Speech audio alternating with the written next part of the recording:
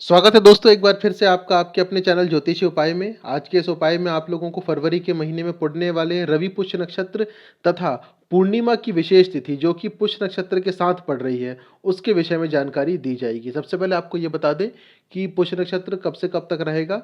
पुष्य नक्षत्र जो फरवरी के महीने में पड़ने वाला है वो शनिवार 4 फरवरी को प्रारंभ होगा प्रातः 9:16 पर और समाप्त होगा रविवार 5 फरवरी मध्याह्न यानी कि दोपहर 12:13 पर। रविवार के केवल सुबह का समय जो रहेगा वो रवि पुष्य नक्षत्र के अंतर्गत आएगा। इसके अलावा पूर्णिमा की तिथि भी प्रारंभ हो रही है शनिवार से। शनिवार 4 फरवरी पूर्णिमा की तिथि प्रारंभ होगी रात को 9:29 पे और ये पूर्णिमा की तिथि समाप्त होगी रविवार 5 फरवरी रात्रि 11:58 पे। यानी कि इस समय आप पूर्णिमा से संबंधित उपाय भी कर सकते हैं। उसके अलावा सर्वार्थ सिद्धि योग, सर्वार्थ सिद्धि योग जो रहेगा वो रविवार के दिन रहेगा। रविवार को सर्वार्थ सिद्धि योग का समय रहेगा सुबह 6:50 से लेकर के दोपहर 12:13 यानी कि जिस समय पुष्य नक्षत्र समाप्त हो रहा होगा उसी समय सर्वार्थ सिद्धि योग भी समाप्त हो जाएगा। शनिवार और रविवार दोनों ही दिन आपको छोटे छोटे उपाय करने हैं, लेकिन एक विशेष बात आपको और बता दें कि भद्रा काल भी प्रारंभ हो रहा है और वो रहेगा शनिवार को रात्रि 9:29 से रविवार प्रातः 10:44 तक।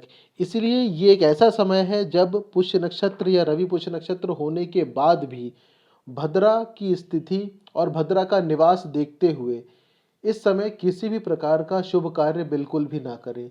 कोई भी नई पूजा पाठ, नया मंत्र जाप या किसी भी प्रकार का नया कार्य बिल्कुल भी प्रारंभ ना करें।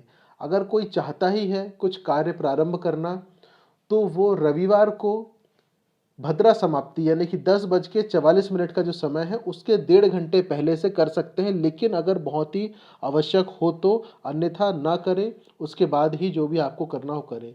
इस बीच में जो लोग पहले से कोई कार्य करते आ रहे हैं, जो पहले से कोई विधि या कोई चीज़ को चल करते आ रहे हैं तो वो उसे यहाँ पर कर सकते हैं, उसमें कोई परेशानी की बात नहीं है।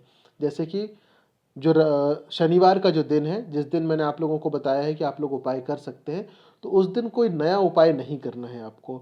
जो लोग पहले से उपाय करते आ रहे हैं, क्योंकि पूर्णिमा का भी दिन है, पूर्णिमा की भी तिथि है और जो लोग पहले से इस चैनल में जुड़े हुए हैं उन्हें बताया गया था कि पूर्णिमा को आपको माँ लक्ष्मी से संबंधित जो उपाय आपको बताया गया था करने के लिए वो आप इस पूर्णिमा भी कर सकते हैं, लेकिन समय का ध्यान रखिएगा। शनिवार रात को 9:29 से पूर्णिमा प्रारंभ हो रही है तो ये उपाय आप उसके बाद ही करें। जिन्होंने इस उपाय को पहले नहीं किया है वो बिल्कुल भी इसे प्रारंभ ना करें। जो पुराने लोग हैं जिन्होंने इस उपाय को पहले से किया हुआ है वही कर सकते हैं।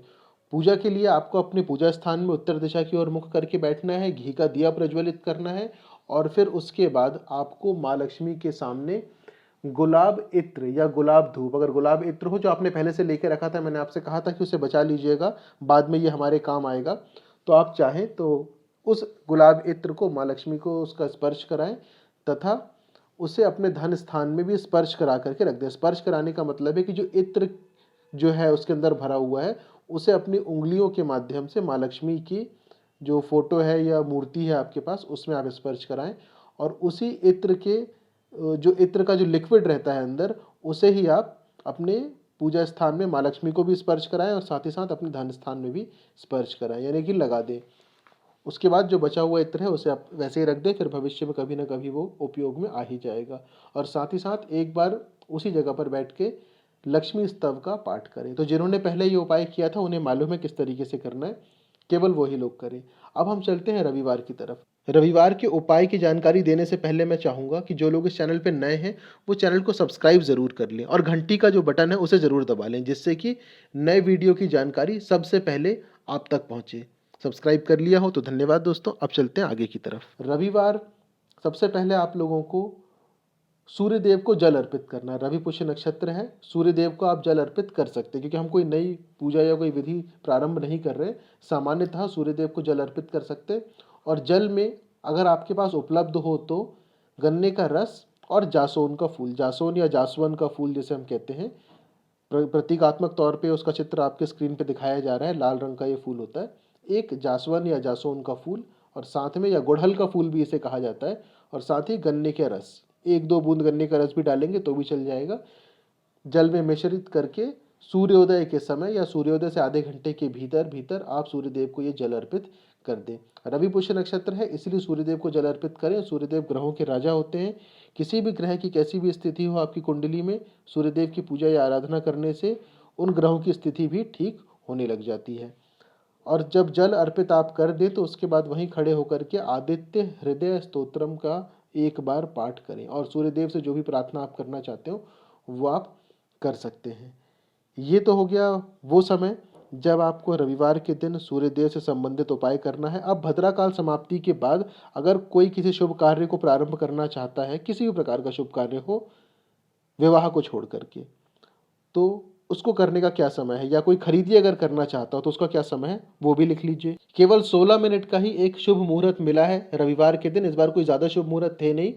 10:44 से 11 बजे के बीच में, ये 16 मिनट का जो समय है, इसी समय के बीच में आप किसी भी कार्य को प्रारंभ कर सकते हैं। फिर वो कार्य 2 घंटे में समाप्त हो, 2 दिन में समाप्त हो, 2 वर्ष में समाप्त हो, उससे कोई फर्क नहीं पड़ता है। लेकिन जो ये समय आपको बताया है, शुभ कार्य को शुरू करने का जो समय होता है वही हमेशा शुभ होना चाहिए। बाकी समाप्ति कभी भी हो, उससे कोई फर्क नहीं पड़ता। तो ये छोटा सा एक समय था जिसमें आप कोई भी शुभ कार्य कर सकते हैं। दोस्तों, इस जानकारी को हर किसी तक पहुंचाइए ताकि हर कोई इससे लाभान्वित हो। दूसरा, जब इससे लाभान्वित होगा तो कहीं ना कहीं पुण्य आपको भी प्राप्त होगा। कोई प्रश्न हो तो व्हाट्सएप पर पूछ सकते हैं। जल्द ही दूसरे उपाय के साथ फिर उपस्थित होंगे। धन्यवाद।